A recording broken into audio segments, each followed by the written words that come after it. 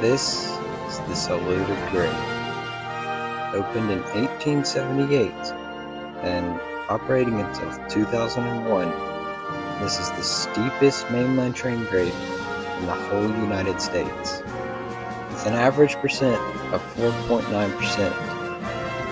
This is the story of the Saluda Grade and how we can save it.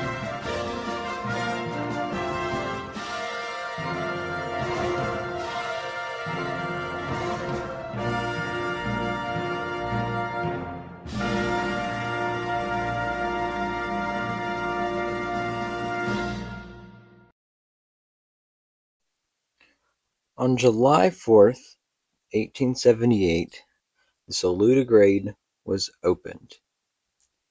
And it did not open with runaway tracks. Now, those were installed in the 1880s. The line would run from Asheville, North Carolina to Spartanburg, South Carolina, and would operate for 123 years before on December 9th, 2001, would be abandoned by Norfolk Southern. The reason of abandonment was because Norfolk Southern decided that they could run trains around the mountains, going through Tennessee and even parts of Georgia to get to Spartanburg.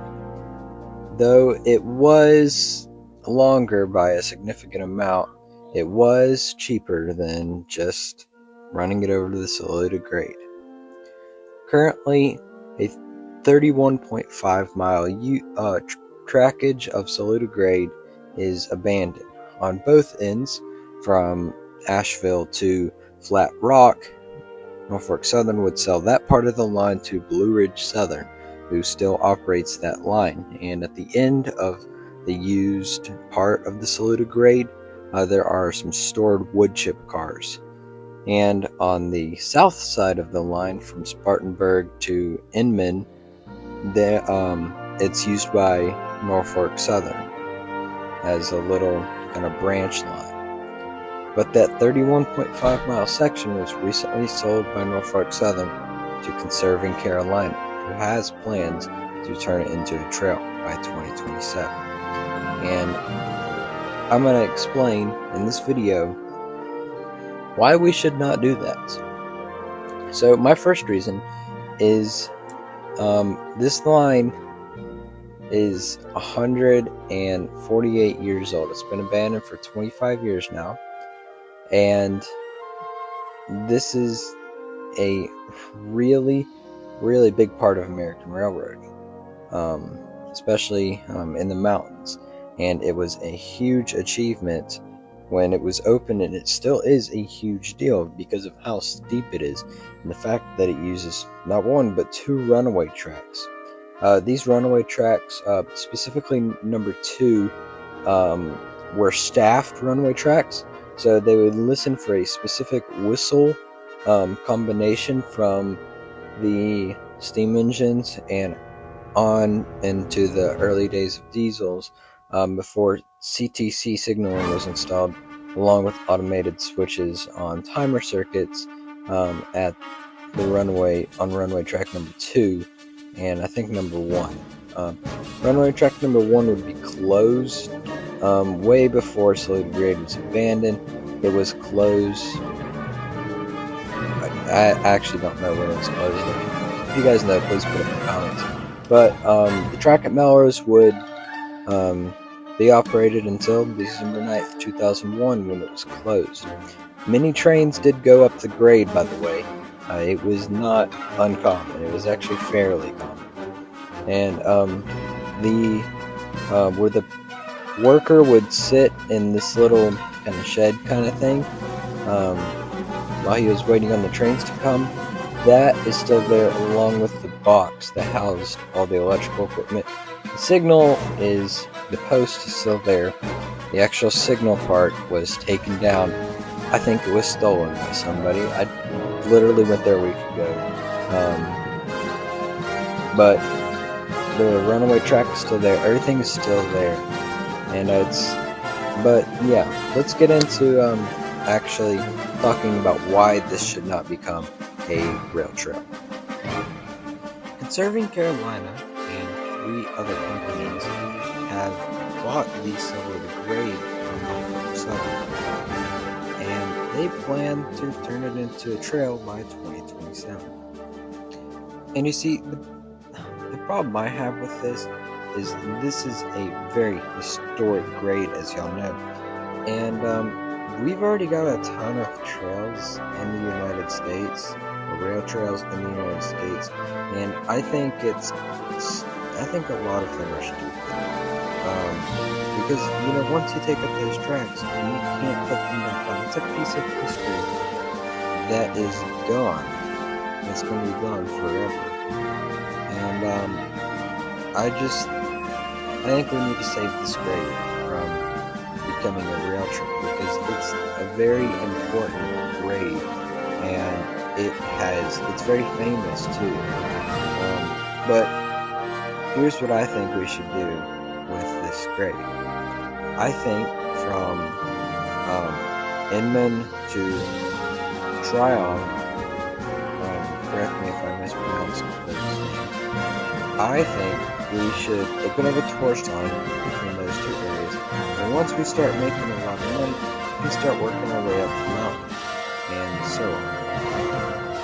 So the reason why we would do this is because of money.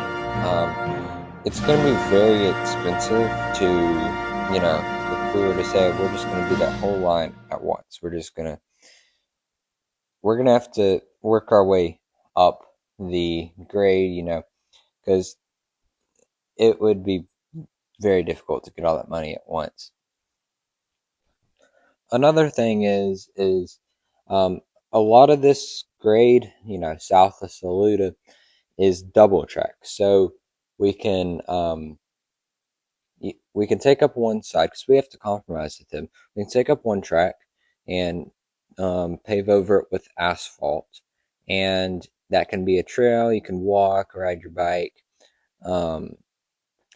electric scooters, and the other track would be for tourist railroad. And we can have regularly scheduled trains. So at the top of each section of the trails, we could have like little tiny stations where you can get on the train, and you can also take your bike. So you can ride your bike down the trail, and then you can get onto the train and ride back up to the grade. And I think with regularly scheduled trains, this would be a great idea, and it would help boost tourism. Also, having these trails and horse road are really going to boost the economy in all these towns along the grade, and they'll make a lot more money, and this will help the towns grow, especially Saluda, because it's the Saluda grade. And the plan is to go all the way from Inman all the way up the grade to Saluda, and we'll be coming from the south side of Saluda. But the north side of the Saluda grade is in rough shape.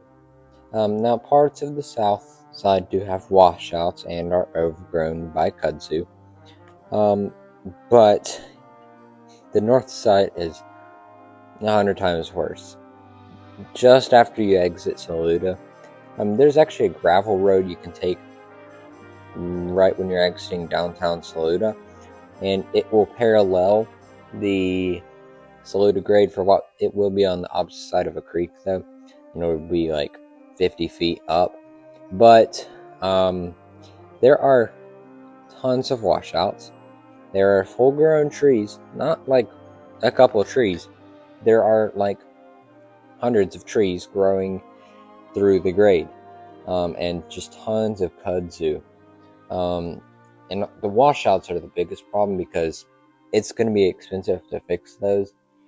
So I hate to say this, but I really don't know if the north side of the Saluda grade is repairable. And yes, that does include runaway track number 1 and 2. I don't know if we'll ever be able to see trains run down those ever again. But if we can get the grade from Inman to Saluda reopened within the next couple years, I would be happy, and I think a lot of other people would, because people in the town of Saluda have said they would rather have trains running back through here than trails. No one, you can build your trail anywhere else. I mean, I'm all for having a trail right beside of the tracks, but not take up all the tracks and put a little tiny trail there. I think that's not smart. And also, I think we need to preserve this grade for future generations to see, because there's not a lot of things. I mean, this is actually one of a kind, but there's not a lot of stuff like this out there, and I think future generations need to see what 19th and 20th century railroading was like, the hardest parts of it, and the failures that we faced, and how we overcame that, and how we built the Saluda Grade, and how it's still here after 148 years of being here. And I think we need to preserve this for future generations to see and enjoy, because it's, like I said, one of a kind. There's nothing else in the world like this, and I think it's a very important piece of American railroading history. But I can't do this alone. I've reached out to the companies. I've already gotten in contact with Conserving Carolina, and they said, here's what they said. They said they're going to take up the tracks, but they're going to keep like the signals, the crossings, and they'll keep some little parts of the tracks there to be preserved. But I think it's stupid that we're taking up this huge piece of history. But the way you guys can help is, if you have a YouTube channel, posting a video about this on your YouTube channel, and just supporting this, helping me come up with ideas about how we can save this grade. And if you know somebody who could help make this grade be more well known, especially for trying to get rails with trails instead of rails to trails, because we do not want rails to trails. If you know somebody who works for the news who can cover this, that would be amazing. Because I'm having a hard time getting in contact with the news companies around here. But thank you guys so much for watching, and I'll see you guys next time.